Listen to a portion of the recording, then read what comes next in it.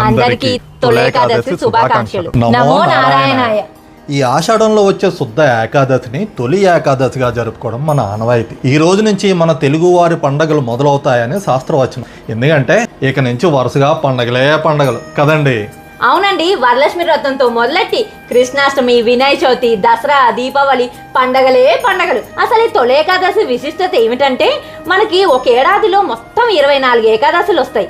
అయితే ఈ తొలేకాదశి రోజున పాలకడలిలో శేషపాన్పుపై శయనించినటువంటి శ్రీ మహావిష్ణువు యోగ నిద్రలోకి వెళ్ళి తిరిగి కార్తీక శుద్ధ ఏకాదశి నాడు మేల్కొంటారని స్కాంద పురాణం ద్వారా తెలుస్తోంది.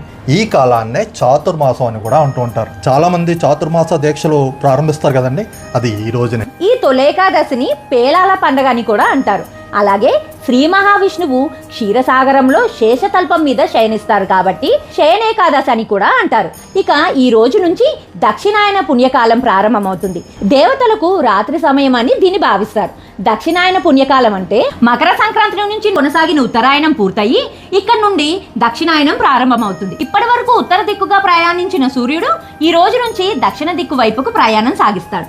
ఉత్తరాయణం కంటే దక్షిణాయనంలో పండుగలు, పర్వదినాలు ఎక్కువగా వస్తాయి. వాతావరణంలో మార్పులు అధికంగా సంభవిస్తాయి కాబట్టి ఈ కాలంలో ఆరోగ్యాన్ని జాగ్రత్తగా కాపాడుకోవాలి.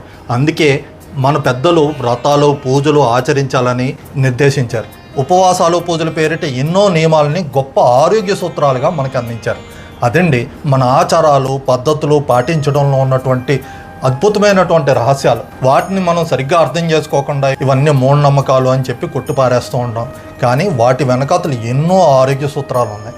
అవి అర్థం చేసుకుంటే చాలా బాగుంటుంది. ఈ రోజున ఉదయాన్నే తలారా స్నానం చేసి శ్రీ లక్ష్మీనారాయణులను భక్తి శ్రద్ధలతో పూజించి ఉండగలిగిన వారు రోజంతా ఉపవాసం ఉంటే మంచిది. ఇంట్లో పూజ పూర్తయ్యాక సమీపంలోని వైష్ణవాలయంలో దర్శనం చేసుకుంటే చాలా మంచిది. సాయంత్రం వేళ విష్ణు సహస్రనామ పారాయణం లేకపోతే భగవన్నామ స్మరణ చేస్తూను భాగవత కథలు చదువుకోవడము చేయాలని చెబుతారు. ఆ శ్రీ లక్ష్మీనారాయణుల కృపా కటాక్షాలు ఎల్లవేళలా లభించాలని మనసారా ప్రార్థిస్తూ మీ కవిత ఫణిరాజ్.